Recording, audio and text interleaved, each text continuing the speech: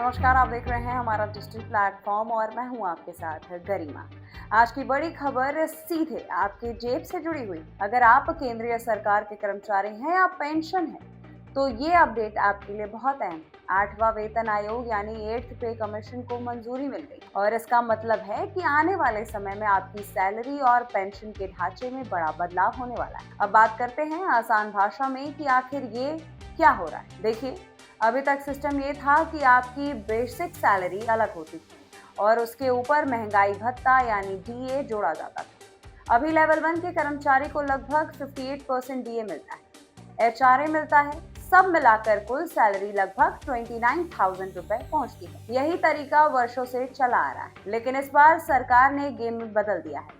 8वें वेतन आयोग में ऐसा फॉर्मूला लगाया गया है जिसमें डीए को अलग से देने की जगह वो आपकी सैलरी में ही जोड़ दिया जाएगा। आसान शब्दों में अगर समझे तो डीए रीसेट होकर 0 हो जाएगा, लेकिन घबराइए नहीं, इससे आपकी कमाई कम नहीं होगी, उल्टा आपका बेसिक वेतन बढ़ जाएगा। अब कहेंगे कैसे? मान लीजिए अभी आपका बेसिक वेतन है 18,000 रुपए और उस पर 58% डीए लगता है, तो 10,000 रुपए के ऊपर के पैसे सिर्फ डीए में मिलते। लेकिन 8वें वेतन आयोग में कहा जा रहा है कि ये डीए आपकी बेसिक सैलरी में शामिल कर दिया जाएगा, यानी जो पैसा आप डीए में पा रहे थे वही पैसा अब आपकी बेसिक सैलरी में बढ़ा दिया जाएगा।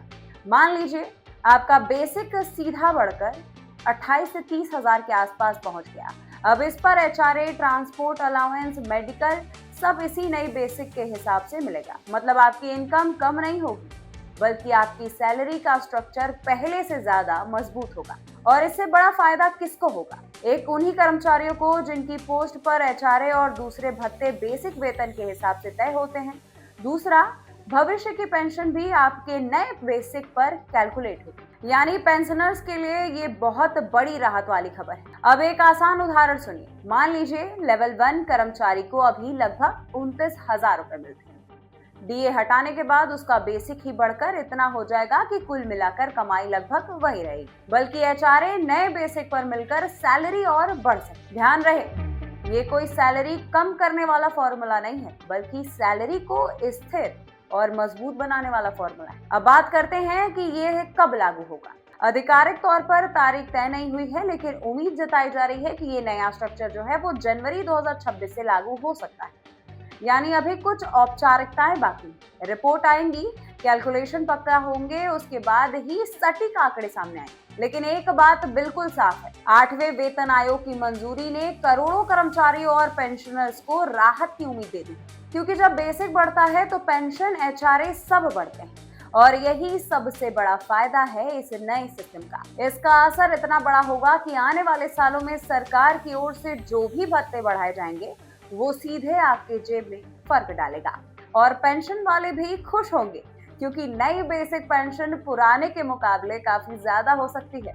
तो फिलहाल यही बड़ी खबर है कि वेतन आयोग पास हो चुका है, नया फॉर्मूला तय हो चुका है और बदलाव आपकी जेब के हिस्से से पॉजिटिव माना जा रहा है। बाकी ऐसी ही खबरों से अपडेट रहने के लिए बने रहे हमारे साथ। हमें करिए लाइक और सब्सक्राइब करके बनिए हमारी ताकत, क्योंकि खबरों के हर चौराहे पर पोस्टमैन आपको जरूर मिलेगा सत्य के संदेश के साथ। जय हिंद, जय भारत।